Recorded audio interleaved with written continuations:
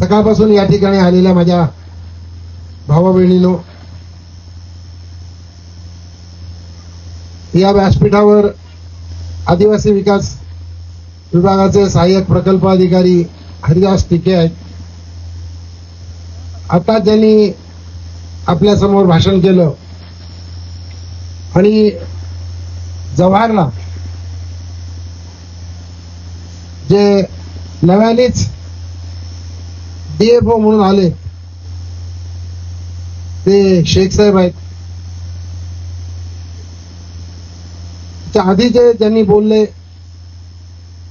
ते आपल्या तालुक्याचे आणि तलासरी तालुक्याचे सुद्धा गट विकास अधिकारी साबळे साहेब, नायब तहसीलदार काळे साहेब, कंचाडचे RFO मोहिते, वाडा पश्चिमचे लेंडे साहेब, ACF धीरज ढेंबरे साहेब, तलाठी भरत सांबळे, आदिवासी विकास विभागाचे निरीक्षक श्यामभाऊ, आपल्या ग्रामसेविका अमृता संखे मॅडम, उपसरपंच मुकेश वाकडेजी, संघटनेचे पदाधिकारी सरचिटणीस, आपल्या सर्वांचे नेते विजय भाऊ, भरत, लक्ष्मण भाऊ, सरिता, रेखा, सूरज, भरत, रफिक भाई, किशोर, बाळू आणि माझ्या सर्व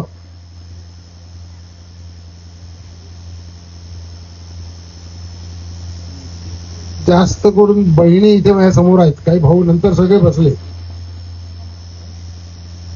उद्या आजची 14 तारीख आहे, 14 सप्टेंबर, आणि उद्या आहे 15 सप्टेंबर. उद्या महाराष्ट्रामध्ये सर्वकडे एकाच दिवशी संविधान मंदिराचं उद्घाटन आहे. मी आता सकाळी येता येता मलाही निमंत्रण मिळालं की संविधान मंदिराचा कार्यक्रम उद्या 11 वाजता पालघरला आहे आणि त्याच वेळेला तो मुंबईत होणार आहे. या कार्यक्रमाला उपराष्ट्रपती देशाचे, त्यानंतर महाराष्ट्राचे राज्यपाल, महाराष्ट्राचे मुख्यमंत्री, महाराष्ट्राचे उपमुख्यमंत्री हे सर्व या संविधान मंदिराच्या कार्यक्रमाला उपस्थित राहणार आहेत.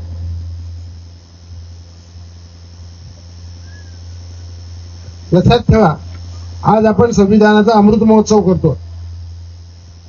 मी तुम्हाला विचारणार आहे की संविधान म्हणजे काय, अमृत महोत्सव म्हणजे काय.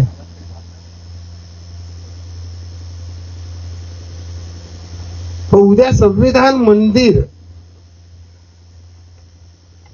काय म्हणा, संविधान माझ्या मागे म्हणा, संविधान मंदिर काय. मंदिरात काय असतं, मंदिरात कोण असतं, मंदिरात कोण असतं, बरोबर आहे, मोठ्याने सांगा. आर्या, कोण असतं, उभी राहून सांग.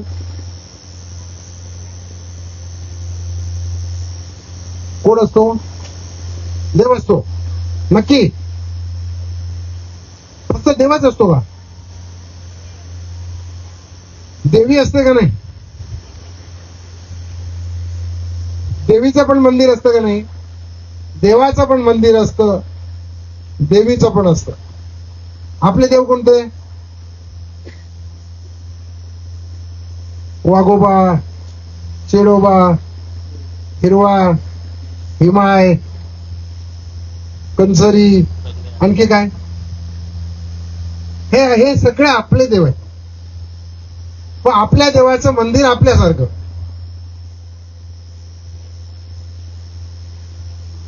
ज्यांचा देव मोठा त्यांचं मंदिर मोठं,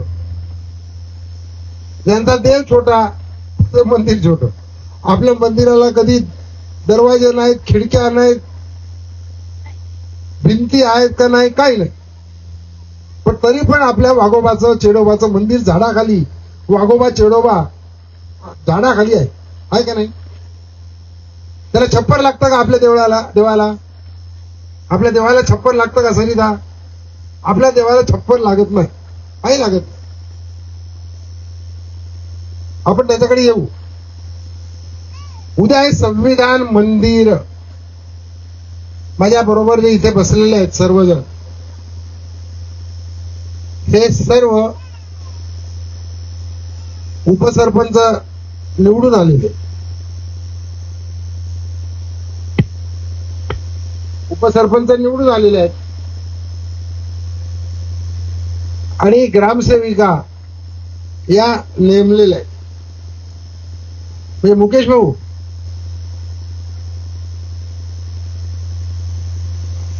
यांना तुम्ही निवडलंय का नेमलंय?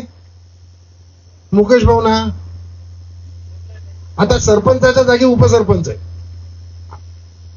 सरपंच अध्यक्ष नसला का उपाध्यक्ष काम करतो, तसं सरपंच नसला का उपाध्यक्ष. म्हणजे आजच्या दिवस तू सरपंच.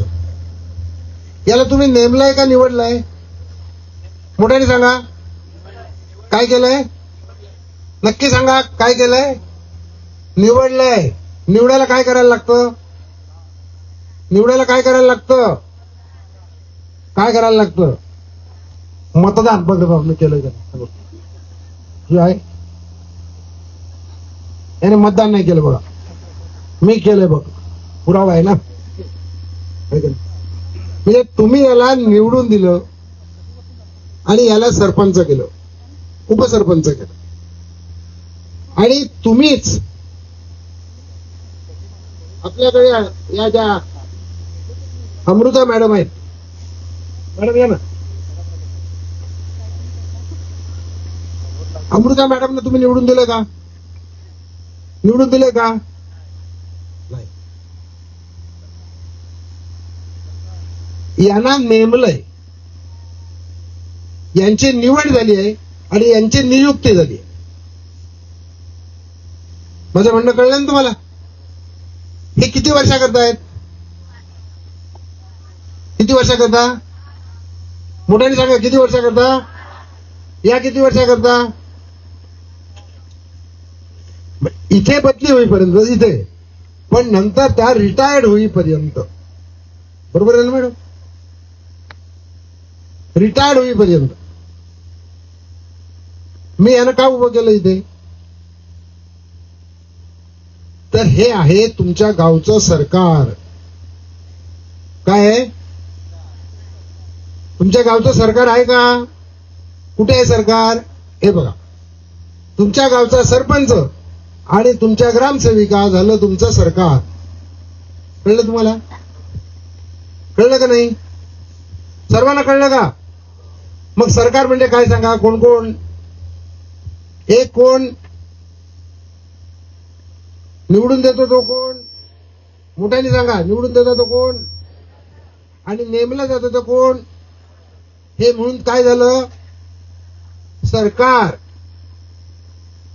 म्हणजे आजपासून यानं म्हणायचं कसं काय सरकार, कसा सरकार.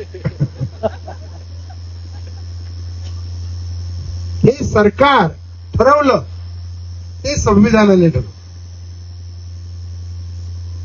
आता या व्यासपीठावर जे बसलेत त्यात एक सरपंच सोडले म्हणजे उपसरपंच, तर बाकी सर्वजण जे आहेत हे नेमलेले आहेत, नियुक्त केलेले आहेत. मी पण सरकार आहे, पण मला नेमलेलं पण नाही आणि निवडलेलं पण नाही. मला मंत्र्याचा दर्जा दिलाय असं धरून झाला मी मंत्री आहे, म्हणजे आहे मंत्री. मंत्र्याचा दर्जा दिला म्हणजे मंत्री आहे. मग निवडलेला मंत्री हा पण सरकार आहे.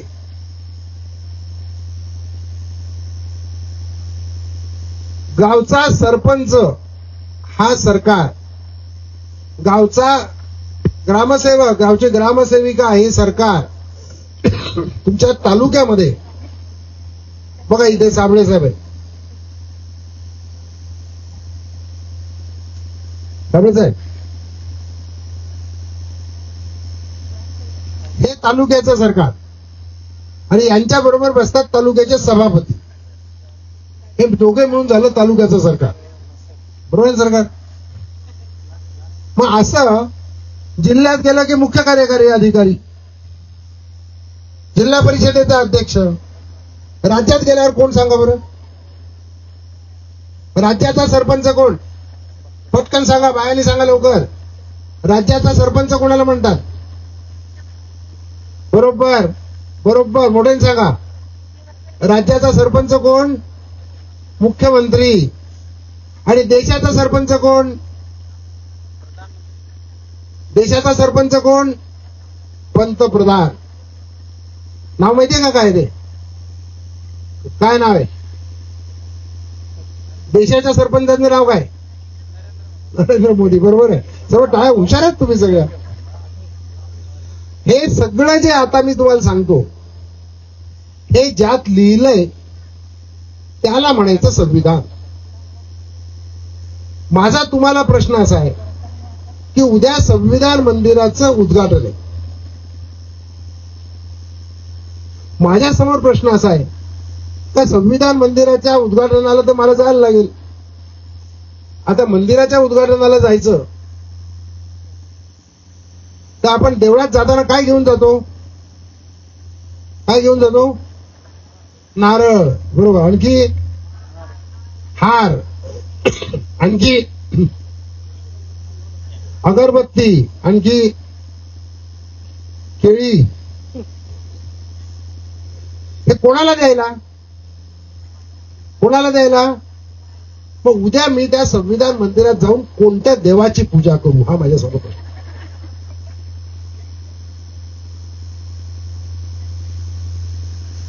माझ्या प्रश्नाचं उत्तर तुमच्याकडे आहे का, मी कोणाकडे जाऊ. मंदिरात तर मला बोलावलंय, मी जाईन, हार घेऊन जाईन, तुम्ही सांगता तसं नारळ पण घेऊन जाईन,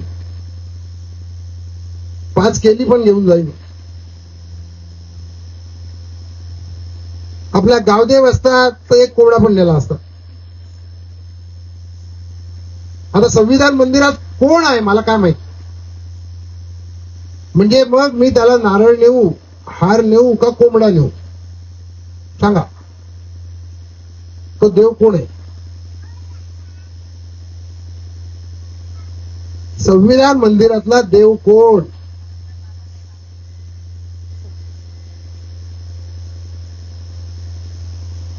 ज्यांनी हा कार्यक्रम ठरवलेला आहे त्यांना मी विचारणार आहे की संविधान मंदिरातला देव कोण ते मला सांगा. मलाही माहिती आहे संविधान मंदिर आहे, पण या संविधान मंदिरातला देव कोण आहे हे मी तुम्हाला दाखवीन. मी आता तुम्हाला असं वाटेल की मी इथे बोलायला म्हणून केलं नाही, मी त्याकरता बघितलं, ते पुन्हा निमंत्रण बघितलं, तुमच्याकडे आले की नाही. म्हणजे माझं म्हणणं बरोबर आहे, संविधान मंदिर आहे ना उद्या. मग या संविधान मंदिरातलं देव कुठे आहे. मी देशाच्या पंतप्रधानाला संविधान मंदिराच्या देवळात बसू का, तर मला वाटतं नाही बसवता येणार. कोणी कितीही मोठा पंतप्रधान असला तरी मला संविधान मंदिराच्या आत त्याला देव म्हणून बसवता येणार नाही.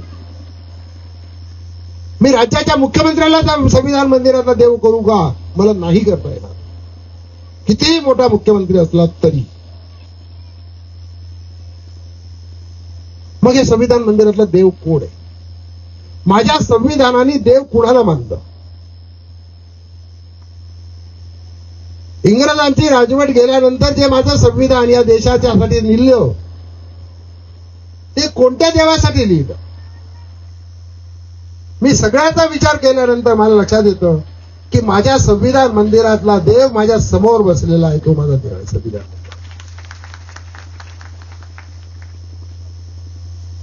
या देशाचा पंतप्रधान संविधान मंदिरातला देव नाही, या देशाचा मुख्यमंत्री नाही, या जिल्हा परिषदेचा अध्यक्ष नाही, तालुक्याचा सभापती नाही, गावचा सरपंच नाही, कॅबिनेट सचिव नाही, मुख्य सचिव नाही, ग्रामसेवक नाही, कोणी नाही. या गावातला फाटक्यात फाटका असलेला, घर नसलेला, उपाशी राहणारा, आधार कार्ड नसलेला, शाळेत शिक्षण नसलेला असा जो या देशाचा साधा गरीब फाटका नागरिक आहे, तो या देशाच्या संविधान मंदिरातला देव आहे, लक्षात ठेवा. उद्या ते उद्घाटन करतील मंदिराची, तर देवाची नाही करणार. आम्हाला मंदिरं बांधायची घाई असते, देवाचा विसर पडलेला असतो आम्हाला. 75 वर्ष झाली आम्हाला देवाचा विसर पडलाय. 75 वर्ष, 1-2 नाही. 42 वर्ष तुमचा भाऊ तुमच्या बरोबर संघर्ष करतो. आणि 15 ऑगस्टला का सांगतो की जा आता वाट बघू नका, पीएम जनमनाला जागा नाही, पीएम जनमनाला जागा नाही. किती काळ ऐकत राहायचं आम्ही. प्रधानमंत्री आवास योजना, घरकुल आलं, एका घरात 4-4 घरं, 4-4 चुली, घराखाली जागा नाही म्हणून आमचं टार्गेट पूर्ण होत नाही. किती काळ ऐकायचं मी. 5 वर्ष झाली या सरकारने मला नेमलंय. आधी राज्यमंत्री म्हणून केलं, नंतर मंत्र्याचा दर्जा दिला. काय चाटायचा आहे तो दर्जा. माझा या राज्याच्या मुख्यमंत्र्यांना सवाल आहे, उपमुख्यमंत्र्यांना सवाल आहे. कशा करता मला मंत्र्याचा दर्जा दिला तुम्ही. ही जी परिस्थिती आहे ती मी आज सांगत नाहीये. माझ्या बरोबर आदिवासी खात्याचे लोक आहेत तिथे, निरीक्षक टिके हे आहेत, श्याम भाऊ, तिथे सहाय्यक प्रकल्प अधिकारी हरिदास टिके आहेत. मी सांगतो तुम्हाला, त्याला पटेल ते की संविधानाने मूलभूत अधिकार या देवाला दिला. संविधान कुणासाठी निर्माण केलं, कुणासाठी निर्माण केलं संविधान. की या देशामध्ये कुणीतरी एक पंतप्रधान व्हावा, कुणीतरी एक मुख्यमंत्री व्हावा, कुणी एक आमदार व्हावा, खासदार व्हावा म्हणून पण संविधान निर्माण नाही केलं. कुणी राजे महाराजांनी संविधान नाही दिलं, कुणी इंग्रज संविधान देऊन नाही गेले, कुठल्या देवानी संविधान नाही लिहिलं. हे संविधान लिहिलं या देशातल्या लोकांनी. संविधान लिहिलं या देशातल्या लोकांसाठी. आणि संविधान लिहिलं या लोकांनी कसं राज्य करावं त्यासाठी, काय करावं त्यासाठी. त्याला म्हणतो संविधान. नुसत्या संविधानाच्या प्रति डोक्यावर घेऊन नाचवल्या म्हणजे संविधान होत नाही. या संविधानाचा आत्मा जर कुठे असेल,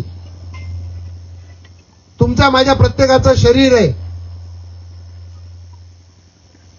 पण हे शरीर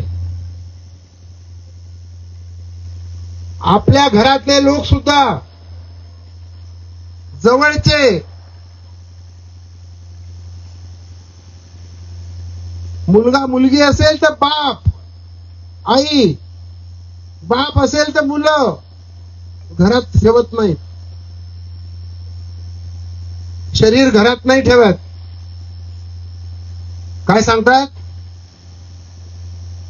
काय सांगतात, लवकर काढा, काय टाइम दिलाय.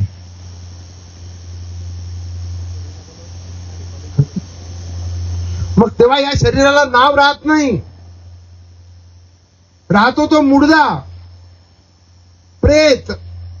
प्रेत कधी उचलणार. मी मेल्यानंतर तुम्ही असं नाही विचारणार विजयला का भाऊला कधी उचलणार. भाऊ तोपर्यंत भाऊ आहे जोपर्यंत भाऊच्या शरीराच्या आत काय आहे, काय आहे, प्राण आहे. जोपर्यंत भाऊचा श्वास चालू आहे तोपर्यंत भाऊ भाऊ आहे. जोपर्यंत भाऊच्या मध्ये प्राण आहे तोपर्यंत भाऊ भाऊ आहे. ज्या दिवशी भाऊचा श्वास ज्या क्षणी जाईल, ज्या क्षणी त्याचा प्राण जाईल, त्या दिवशी भाऊचं काय होणार आहे, प्रेत होणार आहे. आणि मग तुम्हाला कितीही लोकांना पाहिजे असलं तरी तुम्ही सगळे काय सांगणार, अरे लवकर उचला, नाही उचललं तर कुठे. बरोबर आहे का चूक आहे सांगा? तुम्ही सांगाल का ठेवा म्हणून? जर 4 दिवस राहू द्या तर सांगाल? कोण कोण सांगेल 4 दिवस राहू द्या? मला सांगा बरं. सांगणंच शक्य नाही, कारण त्यातला प्राण निघून गेला. म्हणून शरीराला महत्व नाही, संविधानाला महत्व नाही, त्याचा प्राणाला महत्व आहे, त्याच्या आत्म्याला महत्व आहे. आणि त्याचा आत्मा कुठे आहे? त्याचा आत्मा तुम्हाला जे अधिकार मिळाले त्या अधिकारामध्ये त्याचा आत्मा आहे. लक्षात ठेवा. काय अधिकार मिळाला? पहिला अधिकार आहे की या देशामध्ये राज्य नावाची काहीतरी कल्पना असेल. राज्य. मी मगाशी काय उभं केलं उमेशला आणि अमृताना?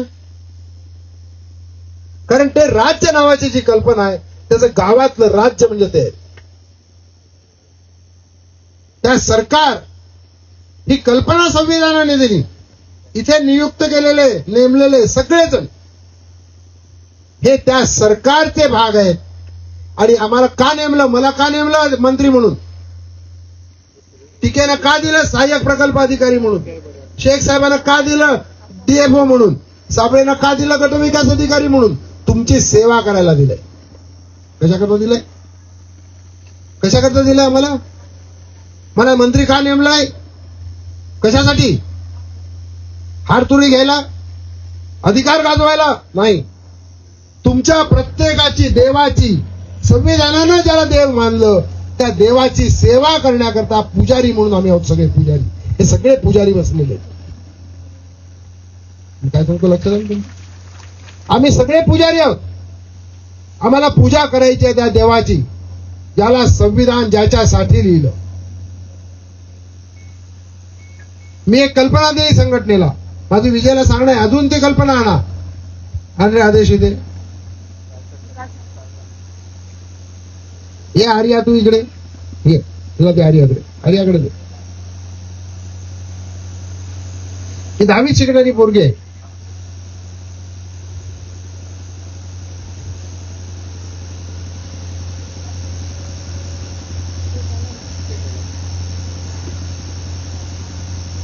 हे जे आहे ना हे आपण संघटनेने, मी संघटनेला भेट दिली. कल्पनेची भेट आहे.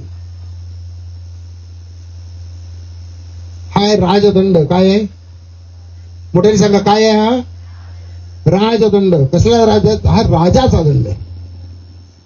तुम्ही राजा आहात. संविधानाने तुम्हाला राजा केलाय. तुमचं राज्य आहे, लोकांचं राज्य. या देशात राजेशाही नाही, लोकांची शाही आहे, लोकशाही आहे. आणि मग हा राजदंड आपण का तयार केला? तर हा राजदंड अशासाठी तयार केला की हा माझ्या आया बहिणींनी हातात धरायचा. आणि माझ्या मागे सर्वांनी म्हणा आम्ही भारताचे लोक. इथे संविधानाचं पुस्तक आहे. मी सांगतो हे बरोबर आहे का नाही ते मी टीके साहेबांना आणि साबळे साहेबांना सांगतो की बरोबर आहे का नाही तपासा. कारण पहिलं पण आहे का ते? पटकन कार पहिलं पण.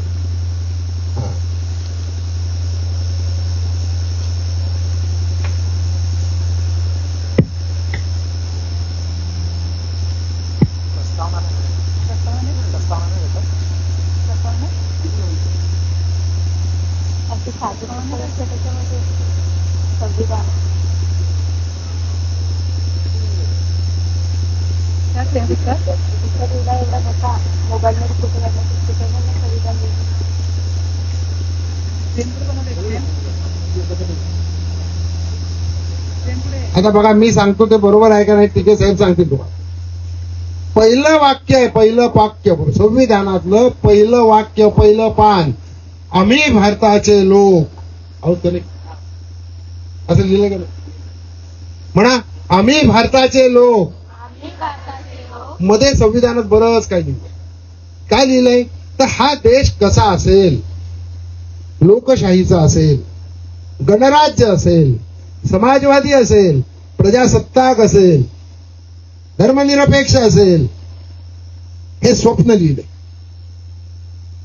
हे स्वप्न कुणाचं होतं? बिरसा मुंडाचं होतं, नागा कातकरीचं होतं, भगतसिंगाचं होतं, सुखदेवचं होतं, मौलाना आझादचं होतं, महात्मा गांधींचं होतं, लोकमान्य टिळकांचं होतं.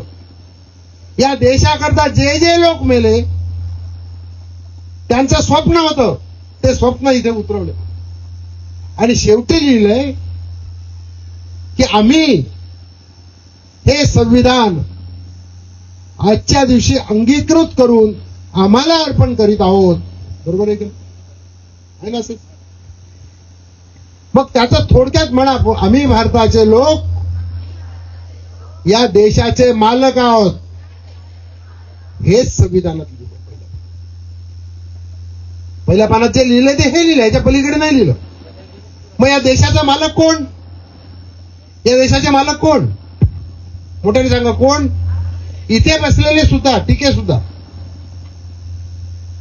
ज्या दिवशी किंवा ज्यावेळी इथे बसलेले टिके साहेब हे सहाय्यक प्रकल्प अधिकारी म्हणून लोकांचे सेवक आहेत, पण हरिदास टिके म्हणून ते देशाचे मालक आहेत.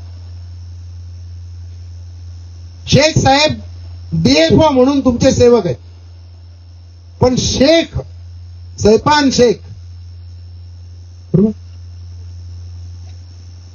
हे या देशाचे मालक आहेत. कोणत्या जातीचा आहे, कोणत्या धर्माचा आहे, कोणती भाषा बोलतो, कोणत्या रंगाचा आहे, कोणत्या लिंगाचा आहे, याचा काहीही संबंध नाही. जो या देशाच्या मातीत जन्माला आला तो या देशाचा मालक झाला. माझ्या समोर बसलेले तुम्ही सर्व या देशाचे मालक आहात.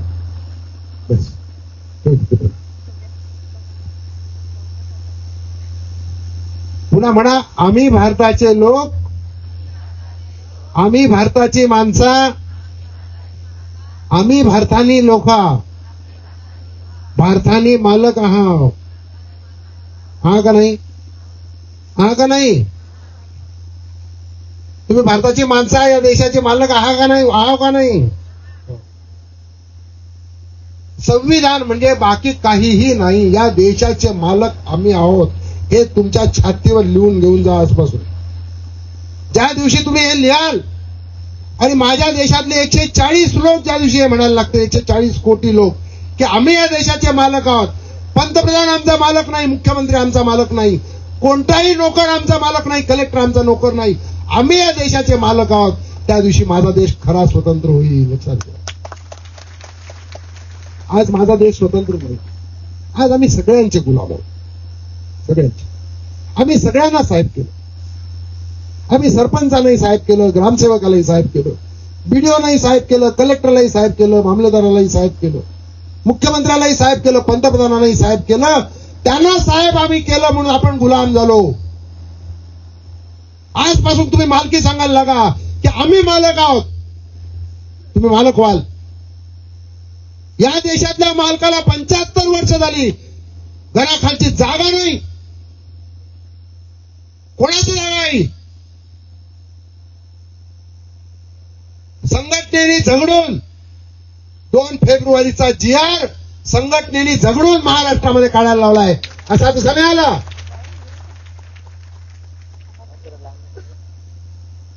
की पाटलाच्या घरात आम्हाला शेतात राहायला देणार नाही,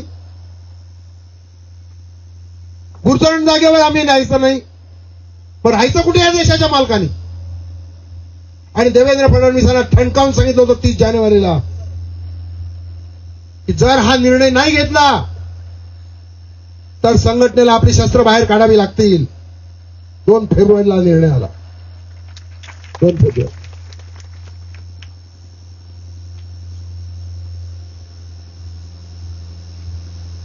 ग्रामपंचायतीची जबाबदारी सरकार म्हणून आहे. BDO साहेब आहेत. आधार कार्ड नाही.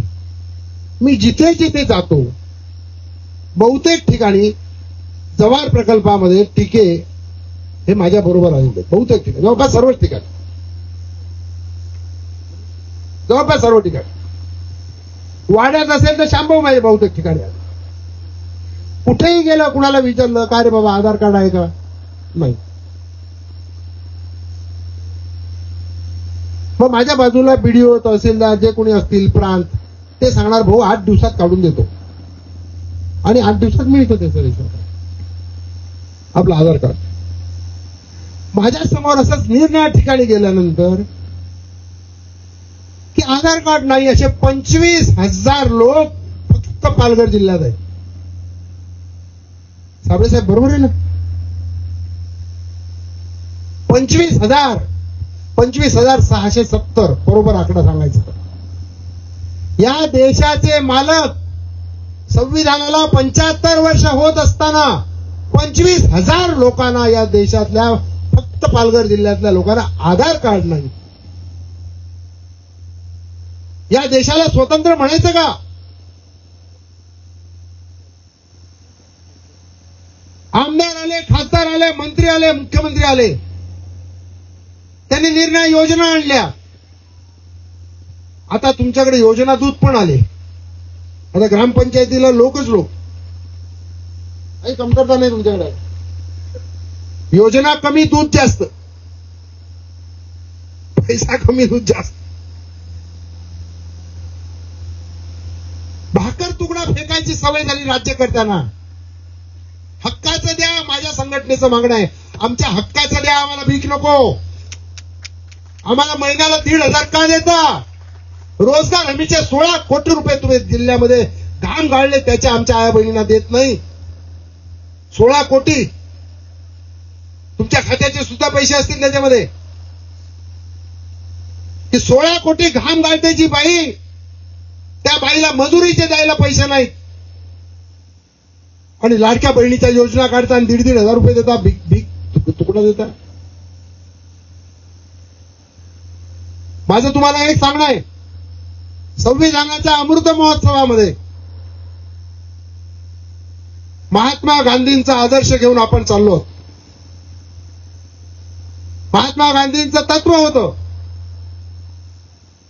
की जिथे जिथे शक्य आहे तिथे तिथे सरकारला सहकार्य करा. मी तुम्हाला तेच सांगायला आलो की इथे बसलेलं जे सरकार आहे, तुम्हाला दिसणार, तुम्हाला न दिसणारं मोठं सरकार आहे. तुम्हाला दिसणारं जे सरकार आहे, त्या सरकारला जिथे जिथे शक्य आहे तिथे सर्वकडे सहकार्य करा. मी काय सांगितलं तुम्हाला? मदत करा. काय सांगितलं तुम्हाला?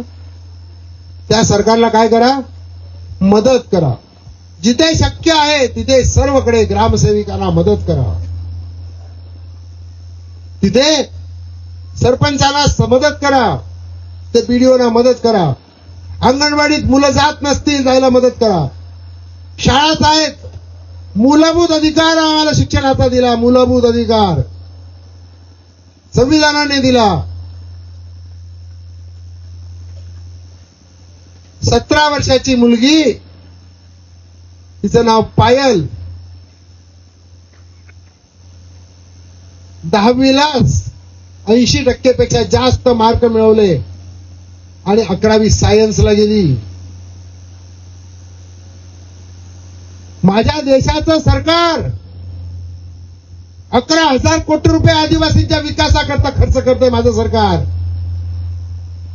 त्या पायलला हॉस्टेलमध्ये प्रवेश नाही देऊ शकली. जागा भरल्या. त्या 17 वर्षाच्या आदिवासी पोरीनं अंगावर पेट्रोल टाकून स्वतःला जाळून घेतलं. काय चाटायचं आहे आम्हाला? आहे मूलभूत अधिकार. 17 वर्षाच्या आमच्या पोरी अंगावर पेट्रोल टाकून जाळून घेत असतील, संघटनेच्या लोकांनी किती गप्प बसायचा? आम्हाला प्रश्न आहे. 45% जागा शिक्षकांच्या रिक्त आहेत जिल्ह्यामध्ये. 100 45 शिक्षक नाहीत. आणि आता जिल्हा परिषदेने नवीन फतवा काढलाय का 70 वर्षाचे शिक्षक सुद्धा घेणार पेसामध्ये. आदिवासीच्या पोरांना शिकले नाही शिकले. ते कातकऱ्यांची पोरं आजही शिकत नाहीत.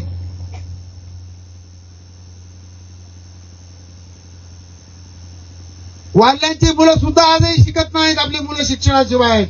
आणि ज्या वेळेला आपली मुलं शिकायला सुरुवात करतात त्यावेळेला सरकार दरवाजे बंद करून घेतं. आता आमच्याकडे जागा नाही. एका वर्गाच्या खोलीत तिथे 40 मुलं बसायला पाहिजे, खरं म्हणजे 30. तिथे 120-130 पोरं कोंबलेली आहेत. ढोरं कोंबतात ना कोंडवाड्यामध्ये, तशी आमची पोरं कोंबली. संघटनेच्या माझ्या कार्यकर्त्यांना माझा सवाल आहे की हे सगळं सहन करतो आज आपण. किती काय सहन करायचंय? रोजगार हमीची कामं निघत नाहीत.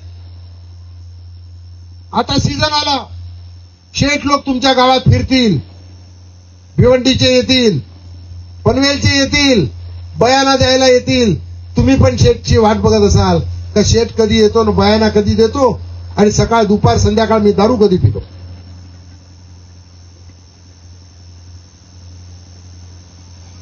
बयाना देणं कायद्याने गुन्हा आहे. बोर्ड लावायला सांगितले होते आमच्या पोलिसांना. पोलीस अधीक्षकांनी जबाबदारी घेतली होती, गावागावात बोर्ड लावले जातील. किती बोर्ड लागले? का नाही आम्ही बोललो? का बोर्ड नाही लागले की बयाना देणं गुन्हा आहे? उसाचा कांड्या त्या चरकामध्ये टाकून, मशीन मध्ये टाकून जसा रस काढतात, तसा आमच्या आदिवासींचा रस काढून घेतलेला आहे शेठ लोकांनी. जितकं पिळता येईल तेवढं पिळलेलं आहे, चिपाट ठेवलंय फक्त. 75 वर्षात दारूने आमच्या लोकांना एवढं खाऊन टाकलं का 27 वर्षाच्या एका पोरीवर तिच्या सासऱ्याने बलात्कार केला, तिच्या दिराने बलात्कार केला. 15 वर्षाच्या तिच्या नंदेच्या पोरांनी सुद्धा तिच्यावर बलात्कार केला. आत्ता परवाची गोष्ट, लांबची नाही सगळं.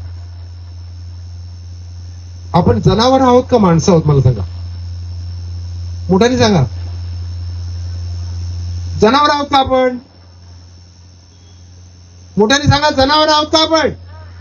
मग आपण घोषणा देतो की आदिवासी ढोर नाही माणूस आहे. मग ज्या वेळेला माणूस किंवा त्याचा अन्याय अत्याचार सरकार स्वतः करतं,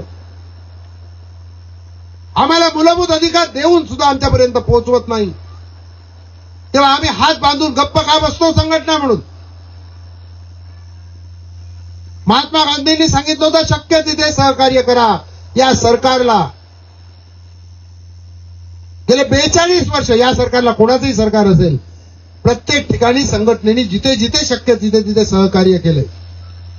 पण गांधीजींनी सांगितलेलं दुसरं महत्वाचं आहे की ज्या वेळेला आवश्यक असेल त्यावेळेला संघर्षच केला पाहिजे, लढलंच पाहिजे, त्याशिवाय तुम्हाला न्याय मिळणार नाही, हे सुद्धा गांधीजींनी समजलं. लढणे याचा अर्थ हातात कोयत्या कुऱ्हाड्या घेणं, बांबू घेणं असं नाही. लढणाऱ्याला छाती मजबूत लागते. हातात दगड फेकायची ताकद दगड फेकायला ताकद नाही लागत. दगड फेकायला पळून जा. दगडाचा सामना करायला छाती पोलादासारखी लागते. माझ्या संघटनेचे लोक पोलादी छातीचे आहेत. किती हल्ले झाले ते झेलणारे आहेत. हल्ला करणारे नाहीत, हल्ला झेलणारे आहेत. या संविधान अमृत महोत्सवाच्या निमित्ताने मी सांगेन की 75 वर्ष झाली मूलभूत अधिकाराचा अजून लवलेश नाही. हजारो लोक, सरकार त्यांना लाभार्थी म्हणतो. मला चीड येते लाभार्थी. लाभार्थी कोण? लाभार्थी असेल तर कलेक्टर आहे ज्याला आम्ही गाडी दिली. लाभार्थी असेल तर कलेक्टर आहे ज्याला आम्ही गाडी दिली, बंगला दिला, ज्याला आम्ही मजबूत पगार दिला. लाभार्थी असतील तर मुख्यमंत्री आहेत ज्यांना आम्ही सगळ्या सवलती दिल्या. लाभार्थी असतील तर पंतप्रधान आहेत ज्यांना आम्ही सगळ्या सवलती दिल्या. आम्ही तर हक्कदार आहोत. इथे बसलेला सगळा हक्कदार आहे. याला हक्क द्या, याला लाभ नका देऊ. लाभ तुम्ही घेतले, हक्क आम्हाला द्या. आमचा हक्क आम्हाला द्या. आम्हाला लाभार्थी म्हणता तुम्ही.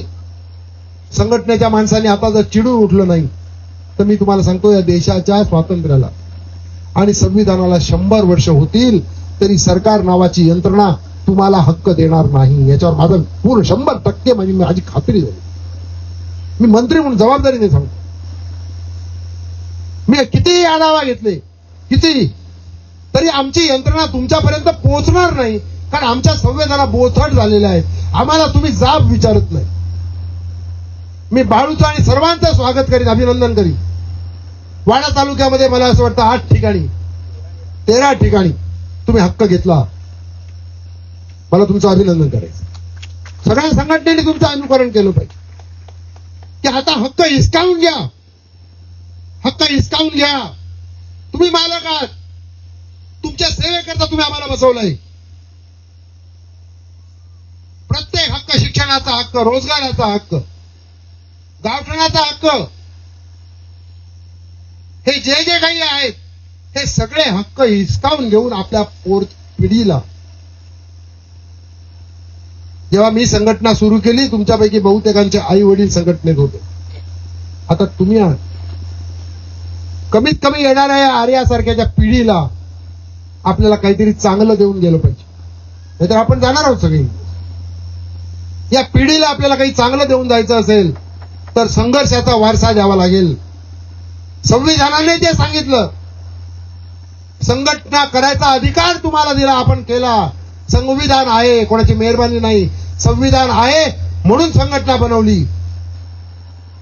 हातात शस्त्र न घेता, कोयत्या कुऱ्हाड्या बंदुका दगड न घेता संघर्ष करा. तो संघर्ष गेले 45 वर्ष तुम्ही आणि तुमचा भाऊ करत राहिला. म्हणून आज ही जी परिस्थिती आहे ती आली. पण याच्यापेक्षा चांगली परिस्थिती यावी लागेल. आणि राज्यामध्ये अजून अशी परिस्थिती आहे की जिथे तुमच्या माझ्या संघटनेची गरज आहे. मी तुम्हाला एक सांगेन की गावठाण प्रत्येकाला घर मिळालंच पाहिजे. घराला जागा मिळालीच पाहिजे. फक्त तुम्ही एक अट करा आणि मला कबूल करा की ज्या वेळेला आता तुम्ही नवीन ठिकाणी जाल तेव्हा ती प्रक्रिया आहे ती पूर्ण करून घ्या. तुम्ही छान केलेले. तुम्ही ठराव करणं वगैरे सगळं व्यवस्थित केलंय, तसं सगळ्यांना शिकवा. ते ठराव करा आणि तुम्हाला जी जागा पाहिजे गावठणासाठी ती जागा अडवा. मीच सांगतो तुम्हाला. एका बाजूला प्रस्ताव करा, दुसऱ्या बाजूला जागा अडवा. काय सांगितलं मी तुम्हाला? मोठ्याने सांगा. काय सांगितलं तुम्हाला? झाडं तोडा सांगितलंय का? झाडाला, एकाही झाडाला हात नाही लावायचा जोपर्यंत प्रस्ताव मंजूर होत. कबूल आहे की नाही तुम्हाला?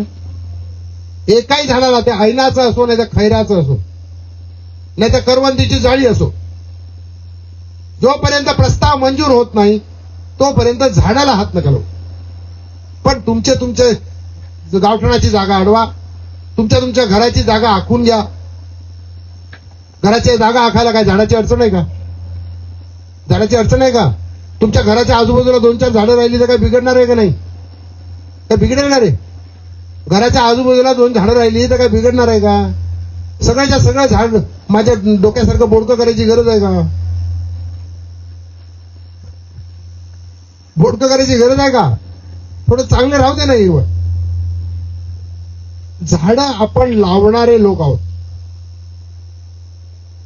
ज्या ठिकाणी तुम्ही प्रस्ताव कराल त्याच ठिकाणी ग्रामपंचायतीला सांगा की आम्हाला फळझाडं द्या. आणि प्रत्येक घराच्या शेजारी लिंबू, आवळा, निरनिराळी जी फळझाडं आहेत ती फळझाडं आपल्या घराच्या भोवती लावा. प्रत्येकाला जागा मिळाली पाहिजे याचा आग्रह करा. एखाद्याने जर पलाट काढला असेल आणि त्याचा दावा मंजूर व्हायचा असेल तर त्या पलाटात जाऊ नका. आपसात भांडण करू नका.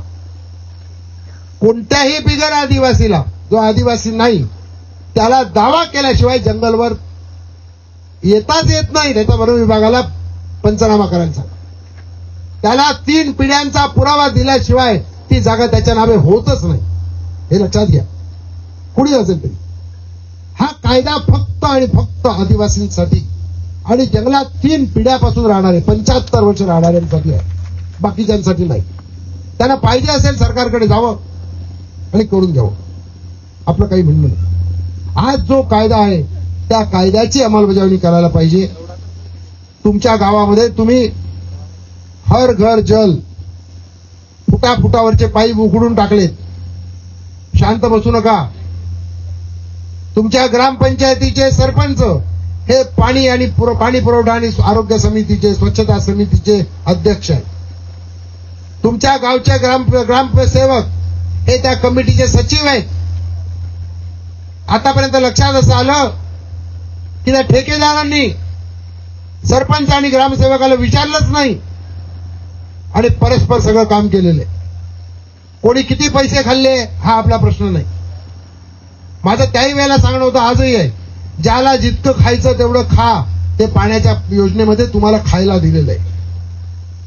मंत्रालयात तेवढं खायला त्यांनाही दिलेलं आहे. जिल्ह्यात जे खायचं त्यांना जिल्ह्यात खायला दिलंय. तालुक्यात ज्यांना खायचं त्यांना तालुक्यात, मला वाटतं तालुक्याला काही दिलंच नाही, जिल्ह्यापर्यंतच खाल्ले.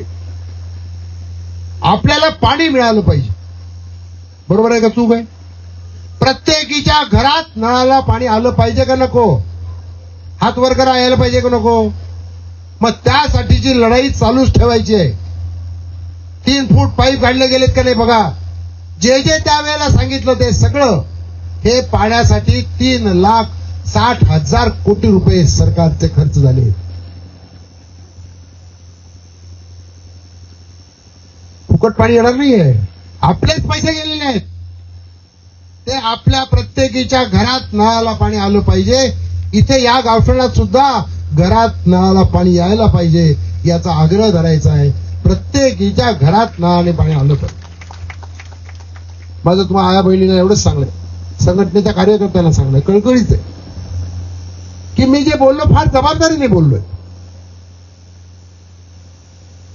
2019ला सरकारने मला राज्यमंत्री पदाचा दर्जा दिला आणि आढावा समितीचं अध्यक्ष नेमलं. तेव्हापासून सलगपणे मी आहे 2022ला मला राज्यमंत्र्याचा मंत्री केलं. मी जे बोलतोय ते व्यक्तिगत मी नाराज आहे म्हणून नाही, मला सरकारने जे द्यायचं ते दिलंय, मला काय करायचं ते. माझा प्रश्न असा आहे की मला काय दिलं नाही तुम्ही?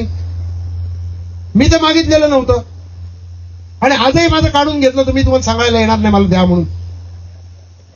पण मी ज्या माणसासाठी लढतोय त्या माणसाला त्याचा जो अधिकार द्यायला पाहिजे, त्या अधिकार द्यायला तुम्ही काकू काय करता? ग्रामसेवकाच्या वर जबाबदारी, ग्राम विकास विभागावर जबाबदारी टाकायची आहे.